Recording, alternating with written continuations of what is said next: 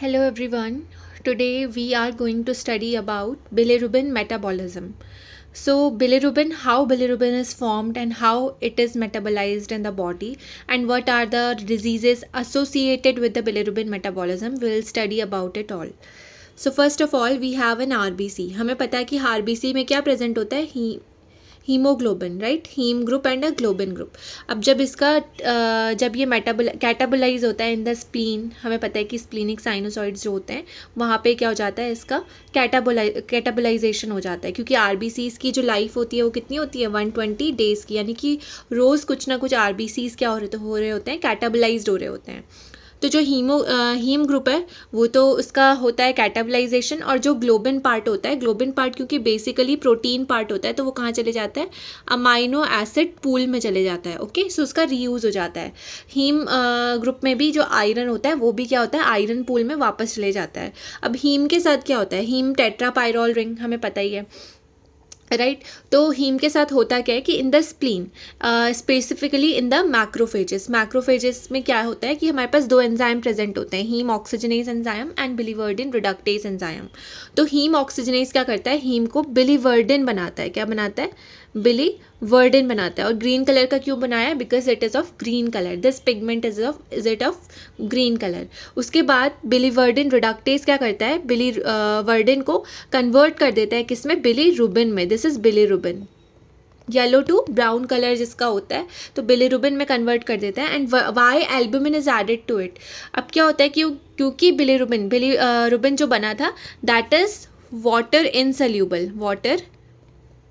इनसल्यूबल, या हम इसको क्या बोल सकते हैं, इट इज़ फैट सल्यूबल. ये फैट में सॉल्यूबल होता है, तो अब इसको ब्लड के थ्रू ट्रांसपोर्ट नहीं कर सकते क्योंकि ये तो वाटर इनसल्यूबल है. तो इसको हम क्या करते हैं, एल्बुमिन के साथ बाइंड करते हैं. तो एल्बुमिन आके क्या करता है, बिलीरुबिन एल्बुमिन कॉम्प्लेक्स बनाता है. ये this is your bilirubin albumin complex. So this bilirubin albumin complex gets transported through the blood inside the liver में भी हिपाटोसाइट्स में ये बेसिकली जाएगा. और क्या होगा फिर, एल्बुमिन अलग हो जाएगा, डिसोसिएट हो जाएगा. पर अगर एल्बुमिन डिसोसिएट हो गया तो ये वापस से यहाँ भी तो आ सकता है. ब्लड में बिलीरुबिन जो था वो हिपैटोसाइट्स में गया, लिवर में गया, अब वो वापस लिवर से बाहर निकल के ब्लड में भी तो आ सकता है. तो हमें क्या करना पड़ता है, इसे एक और दूसरे प्रोटीन के साथ बाइंड करना होता है जिसको हम बोलते हैं इंट्रासेल्यूलर बाइंडिंग. तो ये किसके साथ बाइंड होता है, बेसिकली ये बाइंड होता है लाइगैंडिन के साथ. किसके साथ, ligandin and protein Y. Okay, so basically main protein हमारा लाइगैंडिन है जिसके साथ ये बाइंड होता है. उसके बाद क्या होता है, लाइगैंडिन के साथ बाइंड हुआ, इंट्रासेलुलर बाइंडिंग हो गई. उसके बाद इसमें एक एंजाइम प्रेजेंट होता है हमारे पास. यहाँ पे कहाँ प्रेजेंट होता है, this enzyme is present in the endoplasmic reticulum. Which enzyme is it, UGT, ये हमने शॉर्ट में बोला. इसकी फुल फॉर्म क्या है, UDP, glucuronyl transferase. This enzyme is UDP glucuronyl transferase, जिसे शॉर्ट में हम यूजीटी एंजाइम बोल रहे हैं. तो this enzyme is present in the endoplasmic reticulum. So endoplasmic reticulum में ये एंजाइम क्या करता है, ये एंजाइम ग्लूक्यूरोनिडेशन कर देता है किसका, बिलीरुबिन का. बिलीरुबिन में क्या करता है, ग्लूक यूरोनाइड ग्रुप को ऐड कर देता है. और इसी प्रोसेस को हम क्या बोलते हैं, this process is known as conjugation. So यहाँ पे जो प्रोसेस हो रही है this is conjugation. So one important thing that we also have to remember that conjugation जो होती है हमारी वो 2 स्टेप में होती है. सबसे पहले हमारा बिलीरुबिन था, उस पर यूजीटी एंजाइम ने एक्ट करा और वो क्या बना, बिलीरुबिन मोनोग्लूक्यूरोनाइड, उस पर यूजीटी दोबारा एक्ट करके क्या बनाता है, बिलीरुबिन डाई ग्लूक यूरोनाइड. ओके, सो 2 बार एक्ट करता है एंजाइम, तब जाके हमारा बिलीरुबिन डाई ग्लूक्यूरोनाइड बनता है. ओके, नेक्स्ट क्या होता है कि जब ये बन गया, दिस ग्लूक्यूरोनिडेशन कंप्लीट हो गया, उसके बाद ये होता है हमारा बाइल कैनालिकुलर सिस्टम. ये क्या है हमारा बाइल कैनालिकुलर सिस्टम. यहाँ से क्या होगा, बाइल यहाँ से एक्सक्रीट आउट होगा इनटू द बाइल डक्ट। तो ये यहाँ पे एक ट्रांसपोर्टर प्रेजेंट है MRP2, यहाँ पे एक्टिव ट्रांसपोर्ट होता है। One thing that we have to remember that this is an active transport, यानी कि अगर MRP2 में कोई डिफेक्ट होता है तो this bilirubin will not be excreted in the bile duct और बाइल कैनालिकुलर सिस्टम। सो ये बाइल कैनालिकुलाई में आया with the help of this MRP2। MRP2 transporter की अगर फुल फॉर्म बोलें that is multi drug resistance protein 2। Okay, so ये यहाँ से आता है, ये this is your bile duct, this is your bile duct, left right bile duct होती हैं। तो ये बाइल हिपैटिक डक्ट बोल सकते हैं, मैंने हिपैटिक डक्ट्स होती हैं। ये हमारा गॉल ब्लैडर है, गॉल ब्लैडर वाली डक्ट को क्या बोलते थे? Cystic duct, cystic duct. और ये दोनों मिलके क्या बनाती हैं? Common bile duct, CBD, common bile duct. These are our hepatic ducts, and this the gall bladder, इसकी डक्ट सिस्टिक डक्ट, दोनों ने मिलके बना दिया कॉमन बाइल डक्ट, जो जाके कहाँ पे खुलती है? डुओडेनम में खुल जाती है। ओके, सो नेक्स्ट क्या होता है कि बिलिरुबिन आया यहाँ से, कॉन्जुगेटेड बिलिरुबिन है ये हमारा, ठीक है।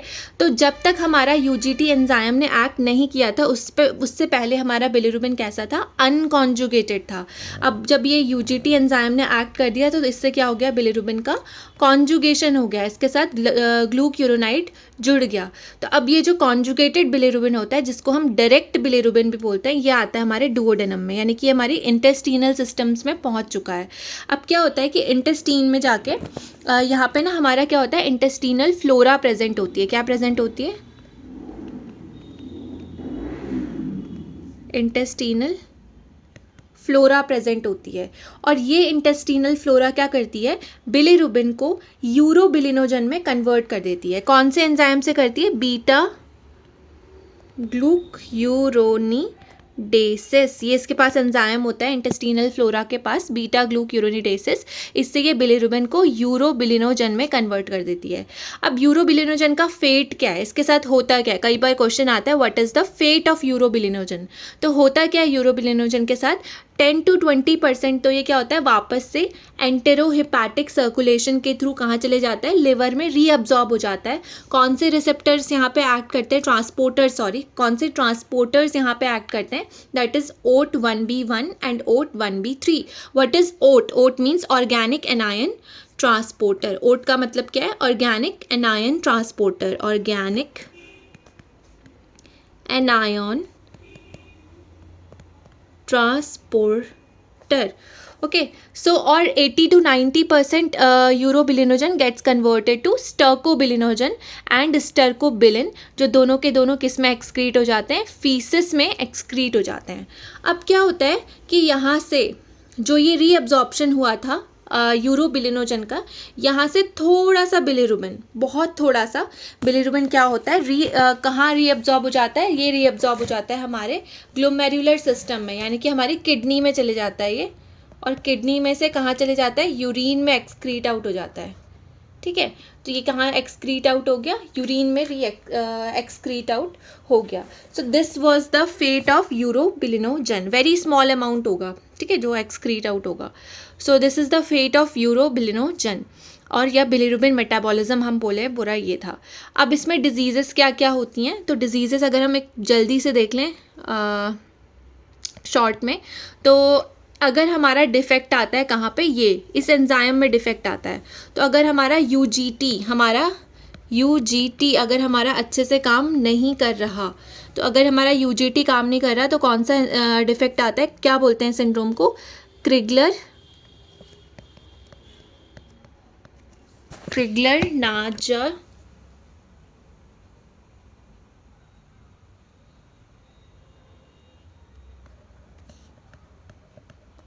सिंड्रोम। इसमें भी क्या होता है हमारे पास? क्रिगलर नाजर सिंड्रोम में भी हमारे पास 2 टाइप होते हैं, टाइप 1 एंड टाइप 2। टाइप 1 में तो क्या होता है? कंप्लीट डिफेक्ट होता है, मतलब कंप्लीट डेफिशिएंसी, पूरी तरीके से क्या होगा? UGT प्रेजेंट नहीं होगा। तो क्या हो जाएगा? ये हमारा सीवियर फॉर्म हो जाएगी। इसमें क्या होता है? कर्निकटेरस होता है, कर्निकटेरस, यानी कि हमारे न्यूरॉन्स में, हमारे ब्रेन में भी क्या होगा? बिलिरुबिन का एक्युमुलेशन शुरू हो जाएगा। टाइप 2 क्या होता है? इनकम्प्लीट होता है, यानी कि यहाँ पे सारे एंजाइम हमारे डिफेक्टिव नहीं हैं। तो ये क्या होता है? लेस सीवियर होता है, और यहाँ पे कर्निकटेरस नहीं होता, रेयरली होगा अगर होगा तो। दूसरा क्या हो सकता है? दूसरा हमारा अपटेक में डिफेक्ट हो सकता है। अपटेक में अगर हमारा डिफेक्ट हो जाए, मतलब हम बिलीरुबिन को लिवर के अंदर लेके ही नहीं आ पा रहे, तो दैट इज़ गिलबर्ट सिंड्रोम। ये भी बहुत माइल्ड होता है, गिलबर्ट सिंड्रोम। इसमें भी क्या होता है, बहुत माइल्ड जॉन्डिस होता है या माइल्ड हाइपर बिलीरुबिनेमिया होगा। ठीक है, इसके अलावा हमारा क्या होता है, अगर हमारे कैनालिकुलर ट्रांसपोर्टर सिस्टम्स में डिफेक्ट है। कैनालिकुलर ट्रांसपोर्टर सिस्टम मतलब MRP2 में अगर हमारा डिफेक्ट है, तो तब क्या इस सिंड्रोम को बोलते हैं, Dubin Johnson syndrome. Dubin Johnson syndrome. तो मेरे को एक बात बताइए कि अगर हमारा UGT में डिफेक्ट हो रहा है, यानी कि हम क्या नहीं कर पा रहे, बिलीरुबिन का कॉन्जुगेशन नहीं कर पा रहे, तो कौन सा बिलीरुबिन बढ़ जाएगा इस केस में, अनकॉन्जुगेटेड बिलीरुबिन बढ़ जाएगा, क्योंकि हम कॉन्जुगेशन नहीं कर पा रहे, क्योंकि हमारे पास कॉन्जुगेशन वाला एंजाइम ही प्रेजेंट नहीं है, UGT ही प्रेजेंट नहीं है, तो unconjugated bilirubin will get increased. Same Gilbert syndrome में क्योंकि बिलीरुबिन अंदर ही नहीं आ पा रहा, तो दैट इज़ हमारा अनकॉन्जुगेटेड बिलीरुबिन विल इंक्रीज। ठीक है, जबकि यहाँ पे हमारा कॉन्जुगेशन हो चुका है, बस हमारा कॉन्जुगेटेड बिलीरुबिन कहाँ नहीं जा पा रहा है, MRP2 के थ्रू कैनालिकुलर सिस्टम में नहीं जा पा रहा, तो यहाँ पे हमारा कॉन्जुगेटेड बिलीरुबिन यानी कि हमारा direct bilirubin will get increased. Okay, इसके अलावा एक रोटर सिंड्रोम भी होता है, रोटर सिंड्रोम, जहाँ पे किस में डिफेक्ट होता है हमारा, जो ओट रिसेप्टर्स थे, ओट P1B1, ओट P1B3, इनमें डिफेक्ट आ जाएगा, तो दैट इज़ रोटर सिंड्रोम, और इसमें भी हमारा conjugated bilirubin will get increased. Okay, that's the end. इसके अलावा ये तो हमारे कुछ जेनेटिक डिफेक्ट्स थे। इसके अलावा अगर हीमोलिटिक अनेमियाज होते हैं या कोई इंटरनल हैमरेज हो जाता है या इनइफेक्टिव एरिथ्रोपोइसिस होता है, इन केसेस में भी हमारा अनकॉन्जुगेटेड हाइपर बिलीरुबिनेमिया की कंडीशन डेवलप होती है। That's it for today. And इसके अलावा one more thing important, that की phenobarbitone, there is a drug phenobarbitone, barbitone. ये ड्रग क्या करती है, बेसिकली ये ड्रग अगर हम क्रिगलर नाजा टाइप 1 में देते हैं तो कोई इफेक्ट नहीं करती, पर अगर हम क्रिगलर नाजा टाइप 2 में देते हैं तो क्या करती है, इससे जो हमारा बिलीरुबिन अनकॉन्जुगेटेड वाला बढ़ गया था उसको ये थोड़ा सा कम कर देती है। और गिलबर्ट सिंड्रोम में तो ये क्या करती है, पूरी तरीके से बिलीरुबिन लेवल को नॉर्मल लेके आ जाती है। तो अगर टाइप 1 और टाइप 2 में एक और हम अगर वो देखें, डिफरेंस देखें, तो ये इस वाले में ये काम नहीं करती, जबकि टाइप 2 में फिनोबार्बिटोन अगर हम देते हैं तो it will respond to phenobarbitone. Okay, इसके अलावा या टाइप 1 में ये भी था कि क्रिगलर नाजा टाइप 1 में पेल स्टूल्स होते हैं, और क्रिगलर नाजा टाइप 2 में क्या होता है, हमारे जो स्टूल्स होते हैं they are normal coloured. Okay, that's it for today, thank you.